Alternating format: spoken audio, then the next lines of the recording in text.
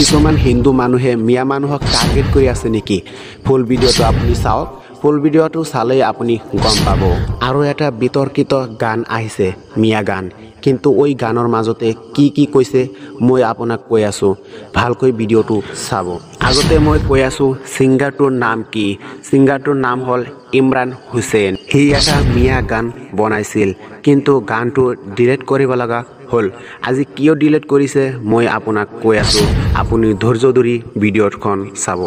গানখন মই ভিডিঅ'ত দিয়া নাই, মই এই কাৰণত ভিডিঅ'ত দিয়া নাই, ভিডিঅ'ত গান দিলেই কপিৰাইট আহিব। চ' মই আপোনাক কৈ আছোঁ গানৰ মাজত কি কৈছে। 1 নম্বৰে কৈছে অসমত মুছলিম মানুহ শান্তিত নাই। মুছলিম মানুহ এটা কথা ক'লেই এৰেষ্ট কৰি লৈ যায়। মুছলিম মানুহ অসমত জন্ম লৈ ভুল কৰিছে নেকি? 2 নম্বৰত কৈছে মই অসমত জন্ম লৈছোঁ, অসমতে মৰিম, মোক ইয়াৰ পৰা যাবলৈ ক'লে মই ক'ত যাম।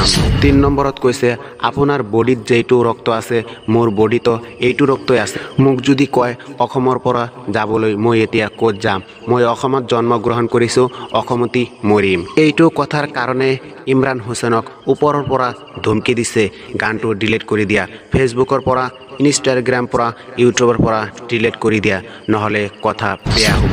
সেইকাৰণে ইমৰান হুছেইন গানটো ডিলিট কৰি দিছে।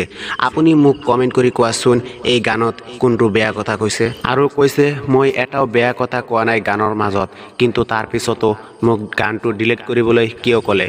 কিছুমান হিন্দু মানুহে মিয়া মানুহক টাৰ্গেট কৰি আছে নেকি, এইটোও কৈছে। যদি এই ভিডিঅ'টো হিন্দু মানুহ চাই আছা তেনেহ'লে আপোনাক মই এটা কথা কওঁ, আপুনি প্লিজ বেয়া নাপাব। হিন্দু ধৰ্মতো বেয়া মানুহ আছে, মুছলিম ধৰ্মতো বেয়া মানুহ আছে, বেয়া মানুহৰ কোনো ধৰ্ম নহয়। যদি আপুনি আৰু মই অসমত মিলি জুলি থাকোঁ তেনেহ'লে বেয়া মানুহ কি কৰিব? আৰু মোক কমেণ্ট কৰি কোৱাচোন মিলি জুলি থাকিবনে? আৰু আপোনাৰ সুন্দৰ হাতৰ পৰা মোৰ চেনেলটো ছাবস্ক্ৰাইব কৰি দিয়া আৰু ভিডিঅ'ত লাইক কৰি দিয়া। আপোনাৰ পৰিয়ালৰ খেয়াল ৰাখিব। ভিডিঅ' চাৱাৰ কাৰণে আপোনাক মই